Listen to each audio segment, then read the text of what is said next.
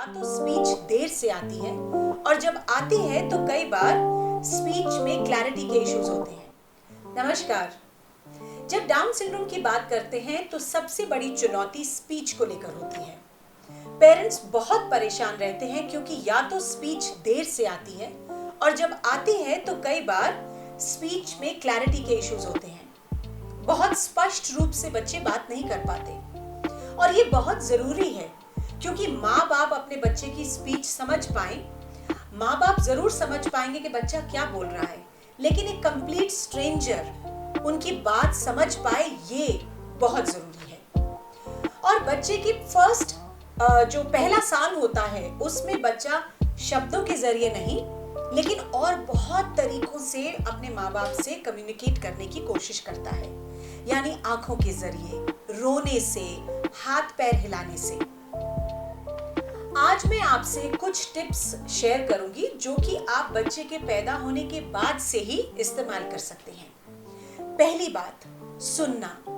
बच्चा जो सुनेगा वो ही सीखेगा, यानी आप माँ बाप हो तो आप बच्चे के साथ अलग अलग तरीके से बात करिए। जरूरी नहीं है शब्दों का इस्तेमाल करें, लेकिन आवाज को ऊंचा करें, नीचा करें और जैसे बच्चा बात करता है उसी तरह से, जिस तरह से बच्चा आवाजें निकालता है उसी तरह से आप बच्चे की तरह आवाजें निकालें। दूसरी बात, किसी भी तरह का संगीत का इस्तेमाल करें।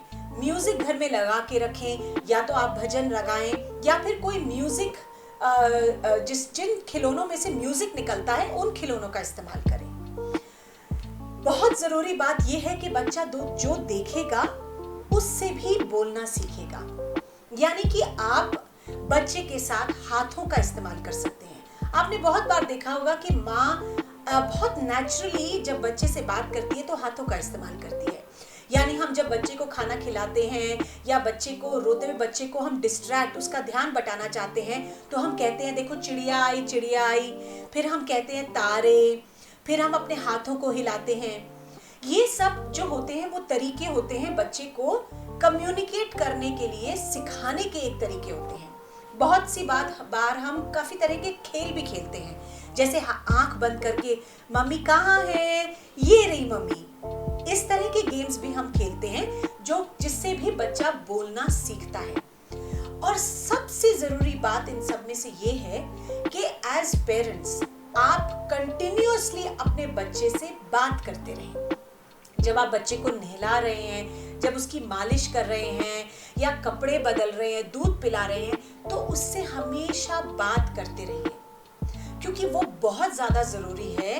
आप ही को देख के, आप ही को सुनकर बच्चे की लैंग्वेज स्किल्स डेवलप होंगी। मैं अपने अगले वीडियो में आपको कुछ प्री लैंग्वेज स्किल्स, मतलब जब लैंग्वेज डेवलप नहीं हुई होती और लैंग्वेज डेवलपमेंट से पहले किस तरह की स्किल्स की जरूरत है, उस पर मैं आपसे बात करूंगी। तब तक के लिए थैंक यू फॉर वॉचिंग।